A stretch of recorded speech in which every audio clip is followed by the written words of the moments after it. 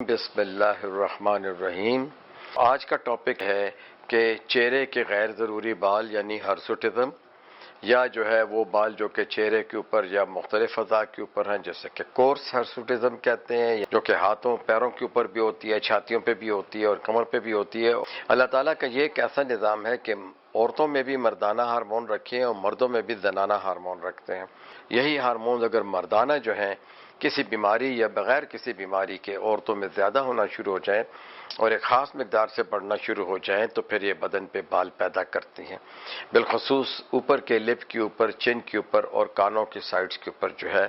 تو excessive growth کی نشانیاں کیا ہیں؟ ایسی تو بچیاں جو ہیں ان کے قد چھوٹے ہوں گے، یہ فربہ ہوں گی، یہ جلدی جوانی کی طرف مائل ہو جائے گی، بریسٹ بڈز جو ہیں وہ جلدی نکل آئیں گے، چھاتیاں بڑھ جائیں گی، وزن بڑھے گا، گولے کا گوشت بھی بڑھے گا، پیٹ بھی بڑھ سکتا ہے۔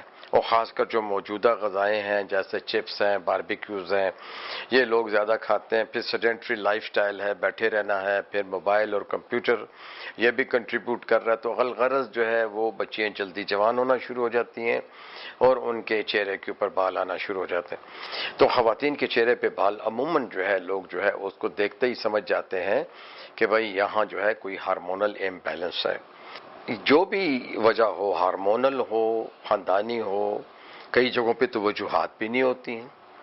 ایسا بھی ہوا ہے کہ کوئی وجہ نہیں ہے اور ہرسوٹزم ہو گیا، یعنی چہرے کے بال اتنے بڑھ گئے ہیں کہ ناپسندیدہ لگتے ہیں۔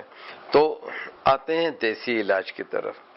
سب سے پہلے تو یہ کہ سوڈے کا ہلکا سا پیسٹ بنائیں جو کہ اپنے ہاتھوں کو کونیوں تک آپ لگا لیں اور اپنے چہرے کے اوپر خاص کر ان جگہوں پہ لگائیں جہاں یہ بال نظر آتے ہیں۔ تو ہر ایک روز چھوڑ کے جو ہے آپ سوڈا کا جو ہے پیسٹ لگائیں اور سوڈے کو ذرا ڈائلوٹ کر لیں۔ سوڈے میں آپ تھوڑا سا شہد بھی لگا سکتے ہیں۔ تو یہ صرف انہی جگہوں پہ لگائیں، پورے چہرے پہ نہ لگائیں، خاص کر ان جگہوں پہ لگائیں جہاں یہ بال نظر آتے ہیں۔ پھر آپ جو ہے اولیو آئل اور ہنی ملا کے جو ہے وہ لگائیں، اس کو رگا رہنے دیں اور پھر وہ 20 منٹ بعد یا تو آپ روزانہ استعمال کر سکتے ہیں۔ بال تھن کرنے کے لیے آپ شہد اور ہلدی کا پیسٹ لگا سکتے ہیں۔ آپ جو ہے مکئی کے آٹے کے اندر شہد ڈال کے، دودھ ڈال کے اس کو بھی پیسٹ لگانا شروع کر دیں۔ آج کل ایک نیا طریقہ بھی استعمال ہوا ہے، وہ بھی ہربل ہے کہ آپ جو ہیں دال جو ہے مونگ کی دال کو پانی میں بھگو کے اس کا پیسٹ بنائیے خوب باریک اور اس میں شہد ڈال کے اس کو جو ہے اس کا ماسک بنائیے، یا پھر آپ بیسن کے ساتھ جو ہے اس کو استعمال کریں۔ اچھا، ایگ وائٹ کا ماسک آپ نے بنانا ہے شہد کے ساتھ، وہ آپ نے لگانا ہے۔ پھر آپ اس کو جب لگ کے خشک ہو جاتا ہے تو اس کو دھیرے دھیرے ملیے تاکہ وہ ساتھ ہی میں اس جو بھی آپ کا مسالہ خشک ہوا ہوتا ہے اس کے ساتھ بال بھی جھڑنا شروع ہو جائے، کیونکہ یہ تکلیف دہ نہیں ہوتے۔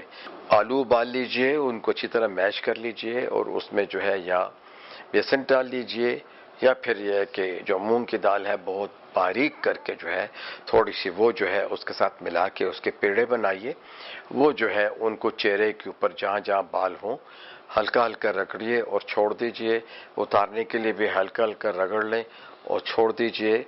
کمرشلی جو ہمیں آسٹریلین ٹی ٹری آئل ملتا ہے اس کا مساج کیجئے، لیونڈر آئل کا مساج کیجئے، یہ بازار سے آپ کو چیزیں لینی پڑیں گی۔ تو دیکھیں یہ بال مسلسل جاتے نہیں ہیں، کم ہو سکتے ہیں اور ان کا کلر لائٹ کیا جا سکتا ہے۔ اسٹریٹ اوے میں کہہ سکتا ہوں کہ جی بلیچ کر لیجئے، تو بلیچ بھی مسلسل کرنا پڑتا ہے۔ کئی لوگوں کو بلیچ سے چھالے پڑ جاتے ہیں یا چہرے پہ سرخی آ جاتی ہے، بدنما لگتا۔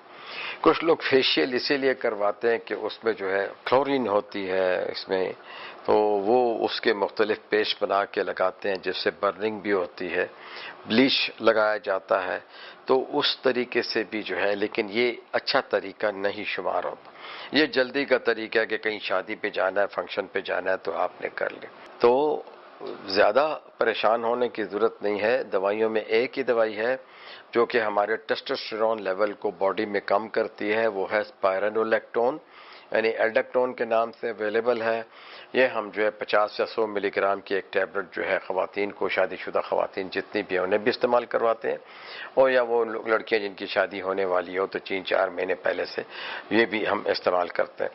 لیکن یہ ایک ایسا مرض ہے کہ اگر ٹوٹکے کام نہ کریں اور غذائی احتیاط کام نہ کرے تو پھر آپ کو ضرور سکن اسپیشلسٹ کے پاس یا کاسمیٹولوجسٹ کے پاس جانا پڑے گا۔ ہارمونز کے سارے ٹیسٹ کروانے پڑیں گے، بالخصوص جیسے کہ تھائرائیڈ ہارمون کے ٹیسٹ ہیں، پھر آپ کا لیوٹینائزنگ ہارمون ہے، فالیکولر اسٹیمولیٹنگ ہارمون ہے، اور جو ہمارا ٹیسٹوسٹیرون لیول ہے عورتوں میں ہم دیکھتے ہیں کہ مردانہ ہارمون جو ہے وہ کتنا ہے۔ شکریہ۔